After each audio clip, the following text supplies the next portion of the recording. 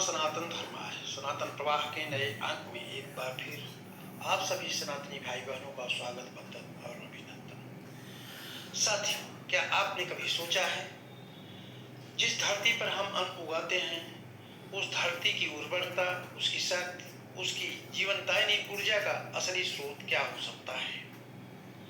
आज आधुनिक कृषि रासायनिक उर्वरकों और कीटनाशकों के जाल में उलझ चुकी है। कृषि की सेहत गिर रही है, पानी प्रदूषित हो रहा है और किसान की लागत लगातार बढ़ती चली जा रही है। लेकिन क्या इसका कोई प्राकृतिक, सस्ता और अस्थायी समाधान है? जी हाँ, और वह समाधान है हमारी गौ माता। गाय केवल एक पशु नहीं बल्कि भारतीय कृषि व्यवस्था की आत्मा है। गाय का गोबर केवल अपशिष्ट नहीं बल्कि धरती के लिए अमृत है, जो मिट्टी को उपजाऊ बनाता है, सूक्ष्म जीवों को जीवित रखता है और रसायनों की आवश्यकता को समाप्त करता है। गौमूत्र एक शक्तिशाली जैविक कीटनाशक जो फसलों को रोगों से मुक्त रखता है और उत्पादन को सुरक्षित करता है। और जब हम गोबर, गौमूत्र, प्राकृतिक तत्वों की जीवामृत और घन जीवामृत की बात करते हैं तो वह खेती को पूरी तरह से प्राकृतिक, सस्ती और लाभकारी बना करके ही छोड़ता है। आज के इस वीडियो में हम जानेंगे कृषि में गाय की वास्तविक उपयोगिता क्या है, कैसे एक किसान बिना रसायनों के भी समृद्ध हो सकता है और क्यों गाय आधारित कृषि ही भविष्य की टिकाऊ खेती है। तो आइए प्रकृति की ओर लौटते हैं और समझते हैं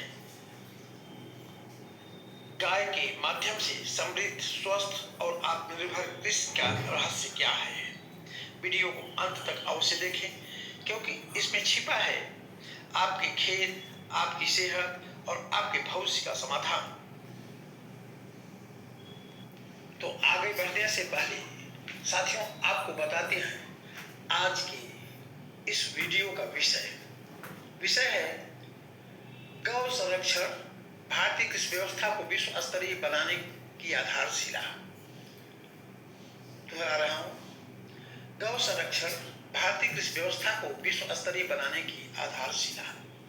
साथियों, हम जानते हैं जब विश्व सस्टेनेबल एग्रीकल्चर की खोज में भटक रहा है तब भारत का तंत्र सनातन से इतना मजबूत रहा है, ज्ञान देता रहा है कि हम अपनी मिट्टी को, उसकी संस्कृति को और गौ माता के जीवंत प्रमाण को आधार बना करके अपने कृषि की उन्नति की ओर बढ़े।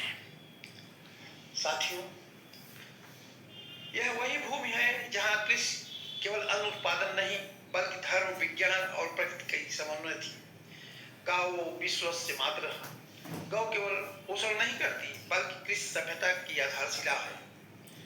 साथियों, भारतीय कृषि की आत्मा क्या है? गौ आधारित कृषि तंत्र, काउ बेस्ड एग्रो इकोसिस्टम। यह तंत्र तीन मूल स्तंभों पर आधारित है: भूमि, गौ और किसान। इन तीनों को संतुलित रखना ही भारत की कृषि व्यवस्था की महानता है। आइए अब इस तथ्य को वैज्ञानिक दृष्टिकोण से समझते हैं। पहले हम गोबर को लेते हैं। गोबर मिट्टी का जीवन है, सॉइल रिजेनरेशन इंजन।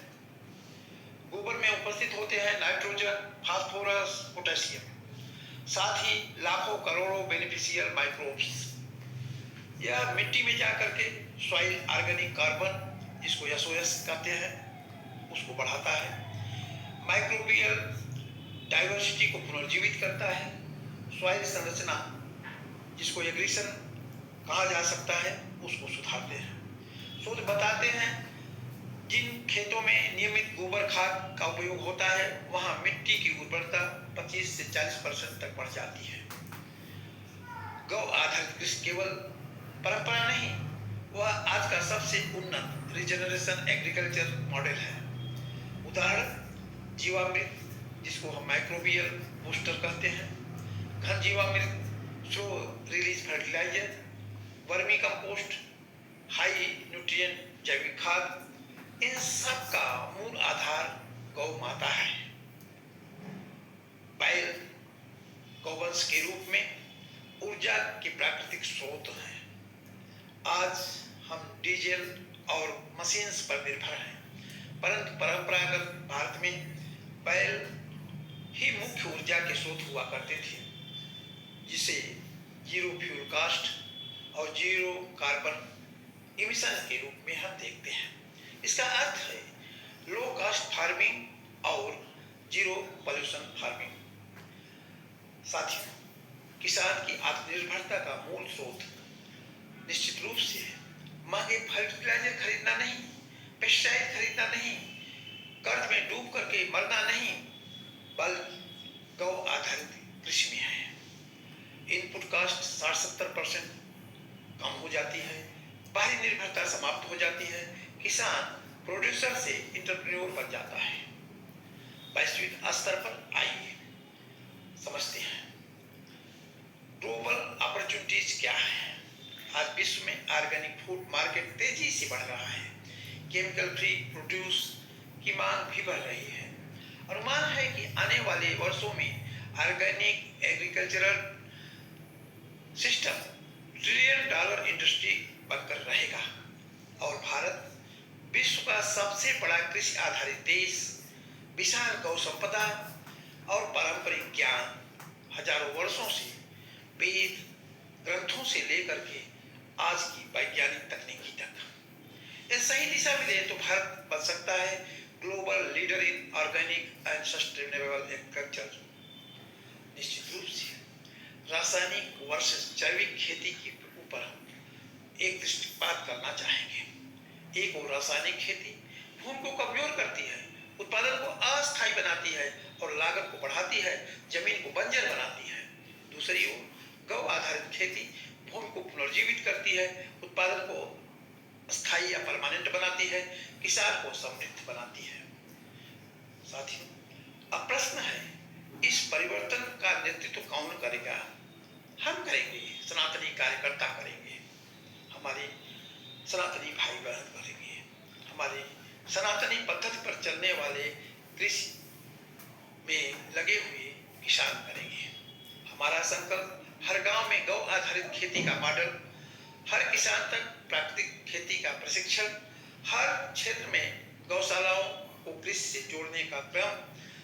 शास्त्र कहते हैं धेनवः सन्तु नो नित्यम धेनवः सन्तु पुष्टिदा, अर्थात गौ ही हमारी समृद्धि और पोषण का आधार है। आज यदि हमें भारत को पुनः कृषि में विश्व गुरु बनाना है तो हमें अपनी जड़ों की ओर लौटना होगा। गौ संरक्षण ही कृषि का उत्थान है। गौ आधारित खेती भारत की कृषि का भविष्य है। आइए संकल्प लें, हम गौ, ग्राम और किसान को जोड़कर एक नए भारत का निर्माण करेंगे। भारत माता की जय, गौ माता की जय।